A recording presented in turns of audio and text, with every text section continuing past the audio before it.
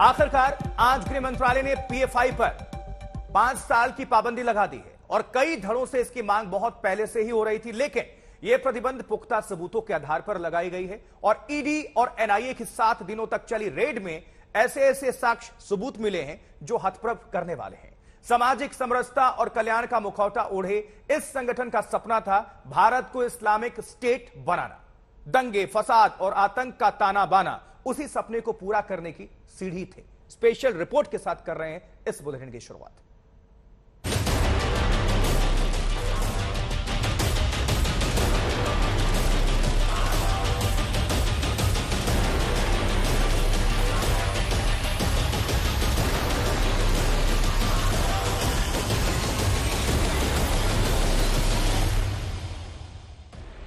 बहुत हुई लुका छिपी, बहुत हुआ मजहब की ओट में देश पर चोट। गृह मंत्रालय का एक आदेश और पीएफआई वर्तमान से अतीत बन गया। 5 साल, पूरे 5 साल के लिए पॉपुलर फ्रंट ऑफ इंडिया को पिंजरे में कैद कर लिया गया। प्रतिबंध भी ऐसा कि इससे जुड़े 8 संगठन तक को कोल्ड स्टोर में डाल दिया गया है। प्रत्यक्ष को अब और प्रमाण की जरूरत ही नहीं थी। 15 से ज्यादा राज्यों, 100 से ज्यादा लोकेशन, पूरे 5 दिनों के मेगा ऑपरेशन और गिरफ्तार पीएफआई ओहदेदारों के कबूलनामे के बाद सबूतों की पूरी फेहरिस्त सामने आ गई थी। सामने आ गया था सच कि इस संगठन का चेहरा कुछ और है और कारनामे एकदम काले। बस फिर क्या था, प्रहार होना ही था। प्रहार जोरदार हुआ।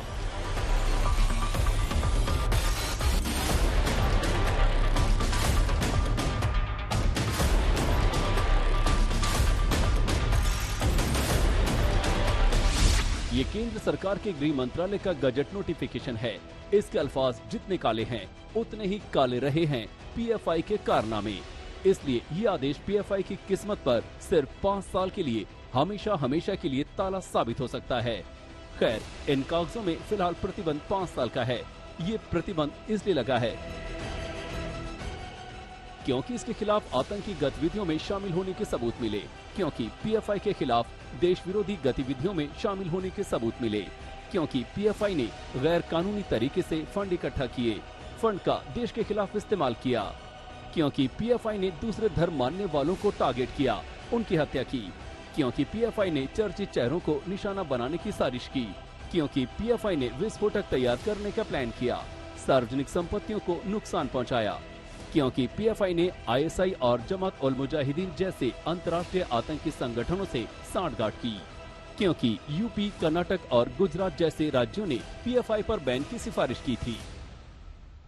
पॉपुलर फ्रंट ऑफ इंडिया यानी पीएफआई को केंद्रीय गृह मंत्रालय ने बैन कर दिया है। इसके साथ ही इससे जुड़े हुए संगठनों को भी प्रतिबंधित किया गया है। जिस तरीके से 2 राउंड की छापेमारी ईडी, एनआईए और दूसरी राज्य की पुलिस ने किया, उसके बाद जो खतरनाक सबूत पॉपुलर फ्रंट ऑफ इंडिया के खिलाफ मिले, उसके बाद ये बड़ा फैसला लिया है। सूत्रों से मिली जानकारी के मुताबिक पॉपुलर फ्रंट ऑफ इंडिया के विदेशी आतंकी संगठनों आईएसआईएस, जमातुल मुजाहिदीन बांग्लादेश के साथ संपर्क बताए जा रहे हैं। देश में विध्वंस के बीज बोने वाले इस संगठन का ध्वस्त होना जरूरी हो गया था कि इससे पहले कि इसका नेटवर्क और बड़ा नासूर बने, उसका ऑपरेशन कर मिटा दिया जाए। जरा इस टाइमलाइन पर गौर कीजिए। 22 सितंबर को ईडी, एनआईए और राज्यों की पुलिस ने देश भर में छापे डाले और 106 आरोपियों को गिरफ्तार कर लिया। 27 सितंबर को एक और मेगा ऑपरेशन हुआ और 247 आरोपियों में से ज्यादातर की गिरफ्तारी हुई और कुछ आरोपियों को हिरासत में लिया गया और अब 29 सितंबर को पीएफआई पर पाबंदी का फरमान जारी हो गया है। पीएफआई पर जो प्रतिबंध लगाया गया है, इसका स्वागत करता हूं और जो भी विरोध करने वाले हैं उनको यह कहना चाहता हूं कि यह देश के विरुद्ध जो साजिश करने वाले हैं, अगर उनके खिलाफ कार्रवाई होती है तो उसके स्वागत की जगह उसका विरोध करने का मतलब यह होता है कि निश्चित तौर से वह हिंसा फैलाने वालों को मदद करने के लिए आगे आ रहे हैं और इस प्रकार की चीजें यह देश बर्दाश्त नहीं करेगा और इसका जवाब देश देगा। जब तक आप पूरे कुनबे को समाप्त नहीं करोगे, आतंक का कुनबा था ये पूरा का पूरा, इस आतंक के कुनबे को जब तक पूरा समाप्त नहीं करोगे तब तक आतंकवाद की समाप्ति नहीं होती।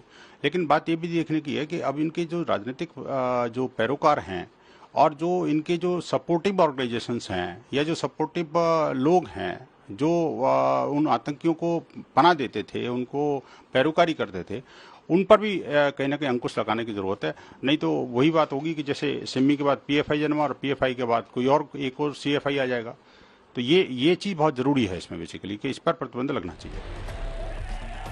वैसे पीएफआई को तभी मालूम चल गया था कि अब उसकी खैर नहीं, जब जांच एजेंसियों ने एक साथ 108 ठिकानों पर छापा मारकर सबूतों को टटोला था और उसके तथाकथित दिग्गजों को गिरफ्तार किया था। तब इसके गुर्गों ने देश भर में बहुत बवाल काटा था। तो रहिए कि ये संगठन देश हित और समाज हित में काम करता है, दलितों, अल्पसंख्यकों के कल्याण के लिए काम करता है। केरल से लेकर आंध्र, कर्नाटक से लेकर तेलंगाना तक न सिर्फ प्रदर्शन हुए बल्कि तोड़फोड़ और हिंसा भी।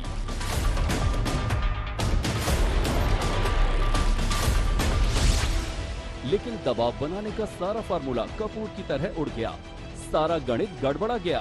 सबूतों के अंबार में आखिरकार ये संगठन दब गया। दबना ही था, क्योंकि सालों से पाबंदी की मांग हो रही थी। वक्त संपूर्ण एक्शन का आ गया था। अब आया है वो एक्शन जिस पर रिएक्शन तो अब भी बहुत आ रहे हैं, लेकिन सरकार का विजन साफ है कि पीएफआई का पाप माफ किए जाने के काबिल नहीं है। जितेंद्र बहादुर सिंह, दिल्ली, आज तक। लेकिन सवाल है कि आखिरकार पीएफआई यानी पॉपुलर फ्रंट ऑफ इंडिया कैसे देश के 15 से ज्यादा राज्यों में साजिश का ताना बाना बुनने में कामयाब हो गई। क्या सिमी जैसे प्रतिबंधित संगठन की आतंकवादी सोच को आगे ले जाने का रास्ता ही उसके लिए बैन की इबारत लिखता चला गया।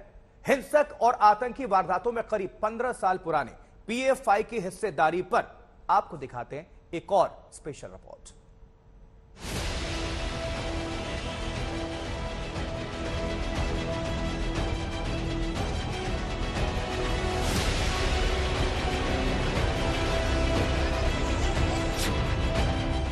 टेरर फंडिंग से पीएफआई का सीधा कनेक्शन। हिंसा और आतंक रोकने को सरकार ने लिया एक्शन। शक्लो सूरत एक राजनीतिक पार्टी की, लेकिन जो कुछ करने में पीएफआई आगे था वो लगातार सरकारों के लिए चुनौती बनता जा रहा था।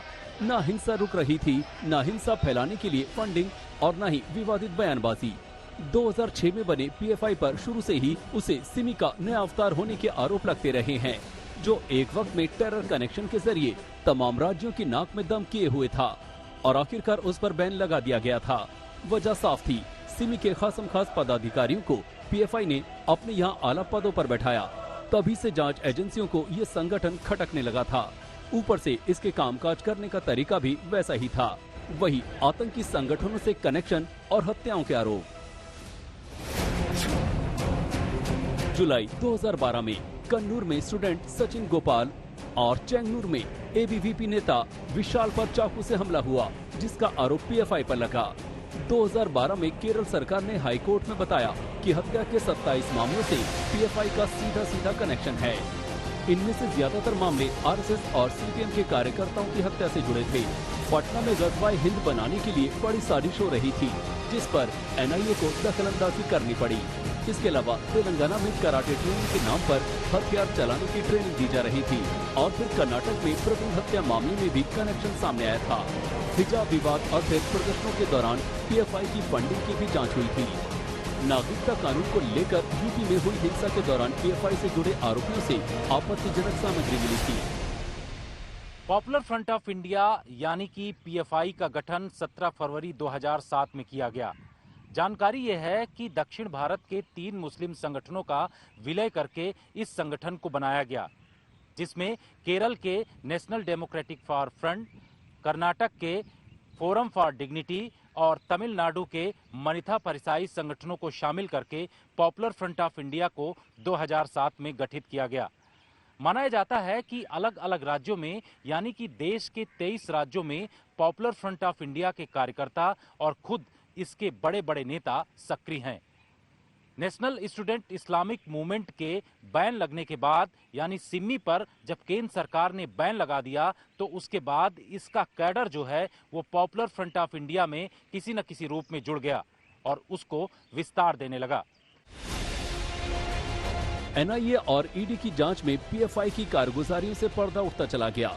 पता चला कि राजनीति और सामाजिक संगठन का नकाब ओढ़े बैठे पीएफआई को कई खाड़ी देशों से फंड मिलता रहा है। इतना ही नहीं, धर्मांतरण के आरोप भी इस पर लगते रहे हैं। जिसे पीएफआई की तरफ से कई बार खारिज किया गया, लेकिन उसके आला अधिकारी कई बार भारत को इस्लामिक स्टेट बनाने की बात कह चुके हैं।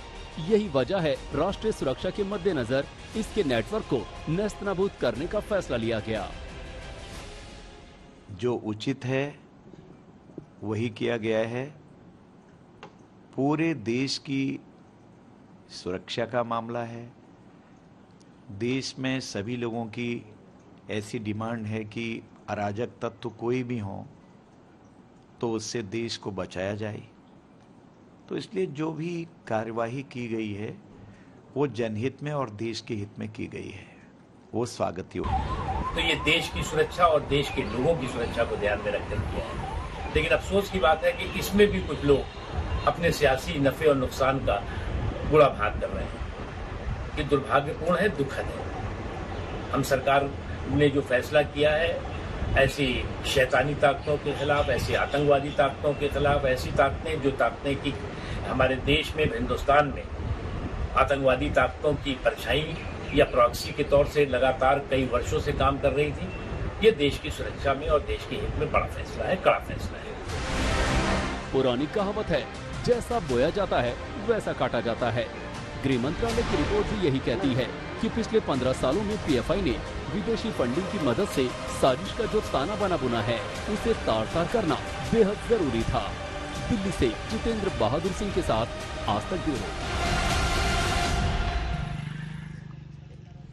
लेकिन इस बीच एआईएमआईएम के अगुवा असदुद्दीन ओवैसी ने यह माना है कि पीएफआई की विचारधारा ठीक नहीं थी, लेकिन वो उस पर बैन लगाने का विरोध भी कर रहे हैं। अब उनकी चाहत है कि आरएसएस पर भी पाबंदी लगे। आरएसएस ने उन्हें ताल ठोक कर करारा जवाब दिया है। इससे एक बात साफ होती है कि पीएफआई की सभाओं में कभी भी भारत माता की जय या हिंदुस्तान जिंदाबाद के नारे तो लगते नहीं हैं, बल्कि पाकिस्तान जिंदाबाद बोलते हैं। और इसलिए पाक प्रस्त लोग जो विश्व में बंधुत्व चाहते हैं और भारत में देश प्रेम चाहते हैं, समाज सेवा चाहते हैं, उनकी ये शक्ति दुश्मन है, हमला कर रही है। इसी से सिद्ध हो जाता है उनके हमले और उनकी नीयत वह भारत विरोधी भी है और मानवता विरोधी भी है और हिंसा से भरपूर है। मैंने हमेशा पीएफआई की जो ये रेडिकल एक्सट्रीम अप्रोच है उसका हमेशा मैं अपोज किया हूं और करता रहूंगा, चाहे कोई रेडिकल एक्सट्रीम अप्रोच अडॉप्ट करेगा। मगर ये बैन इसलिए हम सपोर्ट नहीं कर सकते क्योंकि चंद इंडिविजुअल अगर कोई क्राइम करते हैं उस बिना पर अगर आप ऑर्गेनाइजेशन को बैन करेंगे, सुप्रीम कोर्ट ने क्या कहा कि mere association with an organization is not enough to convict someone।